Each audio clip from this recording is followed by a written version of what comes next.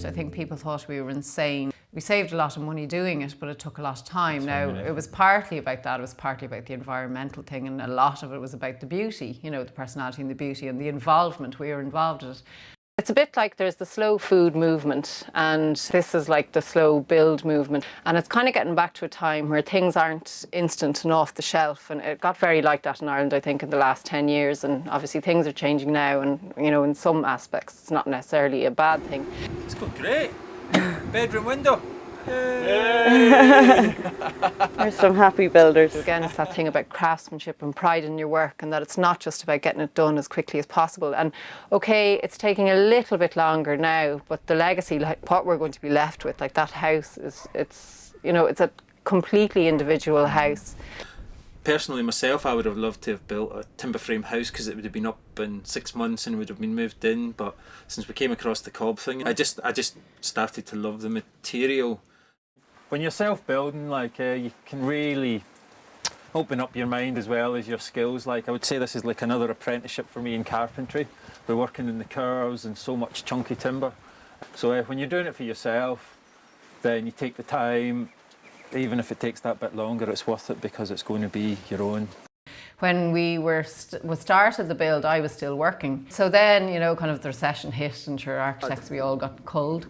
And I lost my job at the end of 2008. But it meant that I was here on site all the time. We're definitely living in the caravan. I'd say alone we saved probably 45,000 maybe in rent. We had lived off site. We'd never have seen each other. You'd have came on site for visits. We've done things wrong. I'd probably start working maybe kind of 6:30, that sort of time. But by 8 o'clock, Feile would be up with Dahi and I'd have you out. This is what I'm going to do. Sign it off. Can I go ahead? And that's the way it worked. Sometimes even like maybe 6 to 8 times I would have had her out in a day. You know, just checking my progress and getting the tick to say, right, go ahead. I think when you're working with contractors, everything's so time scaled and there's such a short window in the time scale that specialist contractors coming in on a certain time and they need to come, so there's a big rush on to get the building to a stage for them.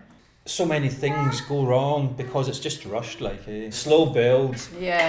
Mistakes get picking up so gradually as you come in because you've not got all different trades coming in time to chase after each other, you know. So that's a big thing, that you have time. So there's a lot about the house was very experimental and we weren't really sure how it was going to turn out. Now, I have to say it's all turned out nearly better than we could have hoped for. Being able to spot the diamonds in the rough, you know, things like our bath that was in the skip, you know, now that that's installed, it looks like a beautiful luxury bath, and that was something that someone had thrown out. And it's kind of, you know, being able to do a lot of that kind of stuff. You weren't 100% sure how it was going to turn out. Like we kind of had a vision for it and we knew it would be more beautiful than it looked in the state we found it, but it really has, you know, kind of proven to have worked out amazingly well, and the house just has so much character for it, and there's so many things of beauty in the house that, you know, if we'd gone down the traditional route and bought them off the shelf or bought them from IKEA, there's no way the house would have ended up looking the way it does. Definitely is a cost-saving exercise. I wouldn't actually diss IKEA at all, but I think because the house is so unusual, you could have things in this house off the shelf and they would work quite well because the rest of the house is so unusual. You know, I think it's kind of sad when everybody's house is the same, you know, they're all kind of uniform, everyone has the same couch, the same coffee table and the same kitchen. And I think the way we've built our house, we've proved that if you have a bit of foresight and a bit of imagination, that you can build it just as cheaply. Might take a bit longer, but you end up with this very individual house. And I think it's really important that your personality is reflected in your home. Like, why should your house look the same as everybody else's house? By building slowly, we were even able to do things like Colin working in the room upstairs all the time, in the large living room upstairs, kind of saw how amazing the sunlight was coming through that sunset window and into the stairwell. And then we knew when we erected that wall, we were going to lose that light. And so he had the idea of putting in the glass blocks. But even because we were living on site, as we were building the place, like after dinner, for example, in the evening, I'd go back over and maybe chill out with my cup of tea, like, and just wander around at all times of the day, and you get to see the way the light come in at certain times of years, and then put things inside to suit that, or create little bench seats, you know, in the areas where you get lovely winter sun, for example.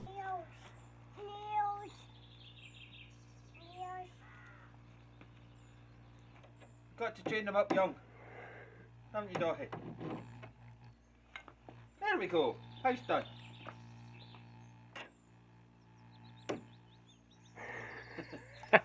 But having a vision is really important, and kind of having the courage to stick to that vision kind of as you're going through it. That round wall's the conservatory bit. The bedrooms. I could always see this house as we were building it, and that's one thing I enjoyed as it was getting more built, because I used to find myself walking around, you know, kind of piles of rubble and half-built wall, like mud walls, and saying, and this is where the kitchen's going to be. Well, you can't walk through there, you're walking through a wall, you have to walk around here, and I could see it. It was almost like it was an invisible mould, and that finally we were starting to fill the invisible mould, and it was just really nice. Like, as it got more built, it's great that people could finally see what I could see. But I think you managed to make that work by making the model and then making even people and dogs and chairs to scale size within the model, and you actually used that model to make sure the spaces did work. Yeah. You know, before we built too small, that kind of defined the actual how much room do you need in the bedroom, how much do you need in the kitchen, and that and made yeah, such a you're difference building to it your around design. your body. You're not thinking in, oh, this needs to be 600 mil and this needs to be 1200 mil. You're thinking in, right, this needs to be my arm reach. Here we have the very first model we built when we were planning our house. And I would say to anybody who's self-building, this is the best way to start. Also, like, we're using cob, which is a very sculptural material, so we use modelling clay to build this model. That's important too, that you kind of mimic the material you're going to be using, so that you really can play with the forms you can get out of that material. That's important, and which is a great thing about model building, is make your mistakes when they're a model. Don't build it and then regret. You know, we could have built this and realised there's no east light coming into that space. So models are very valuable for that reason. We've been so happy living in this house. I don't know, nearly that way it's kind of surpassed our expectations. And, you know, we did design it, you know, that we'd wake up with the sun, we could be in the family room downstairs watching the kids play while we're working in the kitchen, you know, kind of in the evening we move upstairs. And we really do that. It's actually worked out that is exactly how we live. Things like, say, our bedrooms aren't particularly big, well, the downstairs ones anyway, and that was kind of designed that we want to encourage the kids out into the communal spaces, and that's worked really well. And just even the way this social space down here would work, you know, that we've had a big table and people can gather around, and, you know, that if you're working away in the kitchen, if, you know, visitors come, it's very, it's just kind of intimate and friendly.